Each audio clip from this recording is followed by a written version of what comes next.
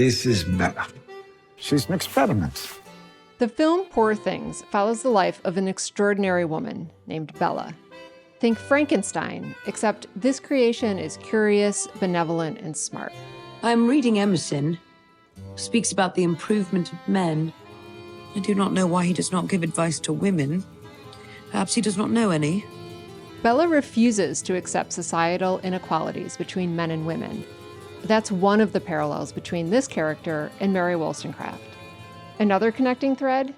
Wollstonecraft's daughter, Mary Shelley, wrote Frankenstein. I personally thought when I watched the film that Wollstonecraft is as much an inspiration for that film as is Mary Shelley. That's Eileen Hunt, a professor of political science at Notre Dame University. She's currently writing a Wollstonecraft biography. Mary Wollstonecraft was born in London in 1759. She was born to a family that had been prominent in the garment industry. But her father lost the family's wealth, and worse. Wollstonecraft's father was an alcoholic.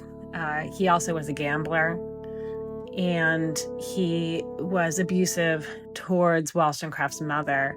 Despite having almost no formal schooling, Mary Wollstonecraft read voraciously and did so under the guidance of ministers who were the fathers of her female friends. They saw that she was precocious and said she had a philosophical, theological mind, and that it was basically untutored. And so this was raw intelligence.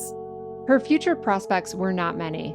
Marriage was one option, but not her preference. She, for a time, worked as a governess for a rich aristocratic family. She also worked as a lady's companion, and she also tried to establish her own career as a teacher. In fact, she founded her own school, along with her best friend, Fanny Blood. And here, in the late 1780s, is where Wollstonecraft hit intellectual pay dirt. She taught boys and girls in the same classroom. The school ended up failing, but her convictions about coeducation did not.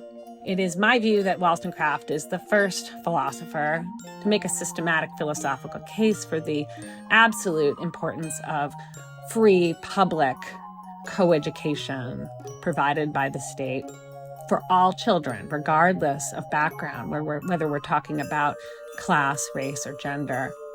Wollstonecraft and Fanny, with whom she'd founded the school, were extremely close. Academics debate actually whether they were lovers.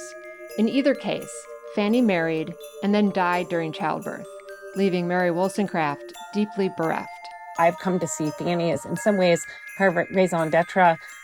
She was always that for her, even as she moved on and had some very strong, passionate sexual relationships with men.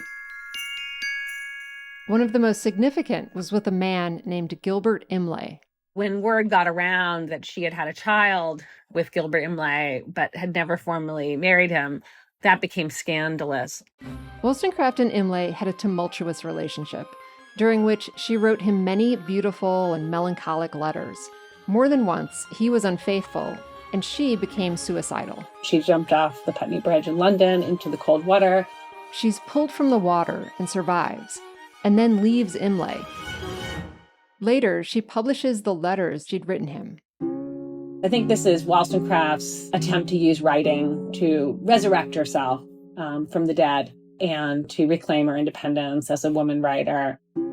When that book was published in 1796, the writer William Godwin said it was calculated to make a man fall in love with the author. And that's in fact what happened. The greatest anarchist political philosopher of the period, William Godwin, and the greatest feminist political philosopher of the period, Mary Wollstonecraft, get married about a year later.